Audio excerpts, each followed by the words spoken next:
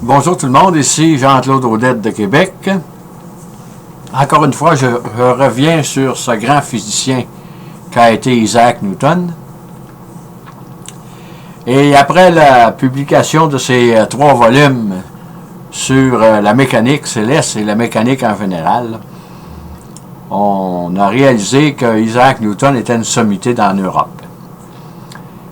Et quand il y avait quelque chose qu'on ne comprenait pas, de plus en plus, on se référait à Isaac Newton.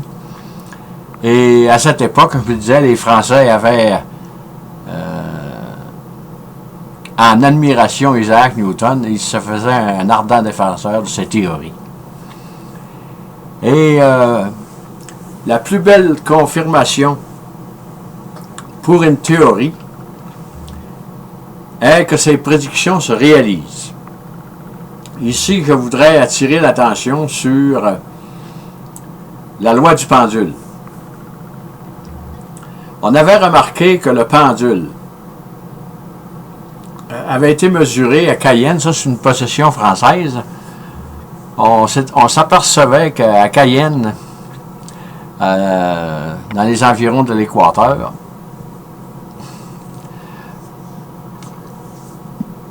que le pendule allait moins vite à Cayenne, à l'équateur, que, disons, à Paris ou à Londres. Ça, c'était un dénommé Richer, un Français, qui s'était aperçu de ça. Ensuite de ça, il y a Harley, qui est à l'île Sainte-Hélène, avait mesuré le mouvement du pendule et il avait réalisé un peu la même chose. Et aussitôt, Harley s'est référé à Isaac Newton, parce qu'à cette époque, on se disait que c'est normal que le pendule aille moins vite à l'équateur, parce que la Terre tourne plus vite. Ceci, c'était vrai en partie, mais pour la demi-différence seulement, entre un pendule, disons, à l'onde et à l'équateur. Et comme je le disais, on s'est référé, Harley est allé voir Isaac Newton, et Isaac lui aurait répondu, avec ses théories, que la Terre est plus plate au pôle. Mais ça, il n'y a personne, là.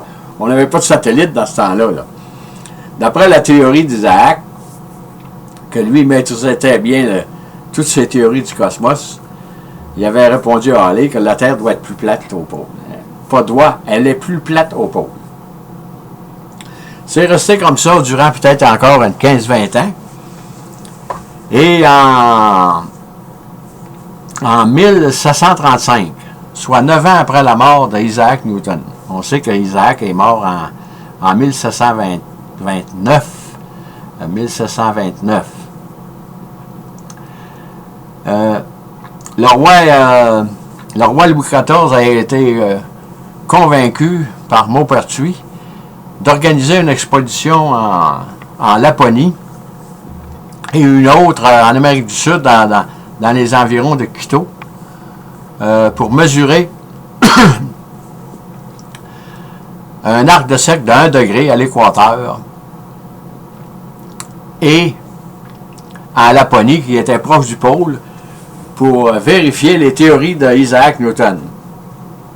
On se disait que si pour mesurer 1 degré en Laponie, Newton nous dit que la Terre est plus plate au pôle, que la distance verticale par rapport à la verticale, mettons 1 degré comme ça, la distance entre les deux devrait être plus longue que celle à l'équateur, parce que la courbe à l'équateur va être plus prononcée.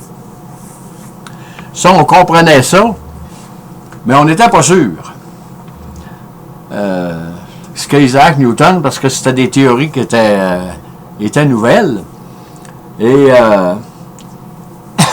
on est un peu comme Saint Thomas dans ces choses-là. Tant qu'on n'a pas touché, qu'on n'a pas vu vraiment, ou qu'on n'a pas mesuré vraiment, même si on le croit, on a toujours des doutes. Tout comme la relativité générale d'Albert Einstein, ça a été la même chose. Et en Laponie, c'est sûr, pour organiser des expéditions comme ça, ça coûtait beaucoup d'argent, là. Ça prenait que le roi, soit le roi Louis XIV ou une personne de ce rang-là, pour développer les crédits nécessaires pour faire des pareilles expériences, là. Et en Laponie, on avait mesuré qu'à 1 degré, c'était 57 1395 toises. Imaginez-vous, c'était tout fait à la main, ça. Avec des fils d'aplomb, puis il y avait des perches de bois, puis là, il mesurait. Il faut que ça soit horizontal, puis bon. Pour 1 degré de courbure. Et au pôle, à Quito, ça donnait 57 060 toises. Ça veut dire que c'était bien vrai. Ça confirmait la théorie de Newton. Il n'avait pas vu la Terre, Newton, lui. Il n'y avait pas de satellite dans ce temps-là, puis il n'y avait rien de ça. Mais il avait dit, la Terre, si les pendules marchent comme ça, c'est parce qu'elle est plus plate vers le pôle. Ça a confirmé la théorie de Newton. Et il y a un deuxième exemple aussi qui a confirmé définitivement la théorie de Newton, c'est les retours des comètes. Newton avait expliqué dans sa mécanique céleste que tous les astres ou les corps qui circulent dans le système solaire se font sous forme d'ellipse et que les comètes sont une ellipse très, très étirée. Et Newton avait prédit ça. Et Halley annonce en 1705 que la comète reviendra en 1758 ou en 1759. Ça, c'était la comète, ce qu'on appelle aujourd'hui la comète Halley. Mais dans ce temps-là, on ne l'appelait pas comme ça. C'est l'astronaute français, Clairaut, qui a confirmé que cette comète-là allait revenir là, aux dates que Halley avait prédites. Et suite à la pression des Français, on voit que dans ce temps-là, les Français étaient très, très importants aussi au point de vue science. Et il n'y avait pas d'animosité entre les Anglais là, du point de vue scientifique, parce que ce sont les Français qui ont fait des pressions pour que cette comète-là soit nommée la comète Halley. Et on l'appelle encore de même aujourd'hui, parce qu'elle revient régulièrement, là, après plusieurs années, évidemment. Là, elle revient passer dans le voisinage du système solaire, là, et on la voit à l'œil nu. Et ça a été les théories d'Isaac Newton ont été confirmées une deuxième fois quant à leur exactitude, et que ce qu'Isaac avait trouvé et avait pondu était vraiment ce qui gouvernait le cosmos. Et moi, j'ai étudié beaucoup des savants du 19e siècle, du 20e siècle, là, et on voit qu'on peut faire certaines analogies là, entre Albert Einstein et Isaac Newton. Quand Einstein a mis sa relativité générale, il n'y a personne qui comprenait ça.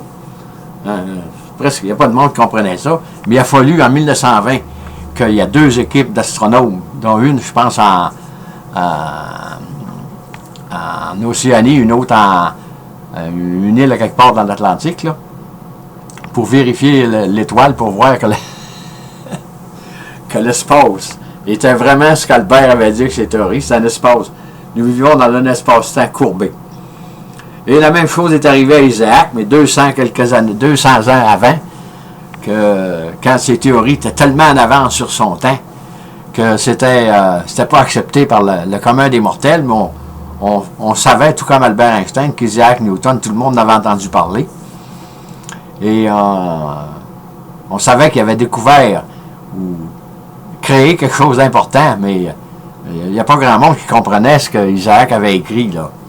C'est un peu l'histoire qui se répète. Isaac Newton, on le voit, était un très, très grand physicien, tout comme Albert Einstein. Et sur ça, je vous dis bonne écoute, merci et à la prochaine.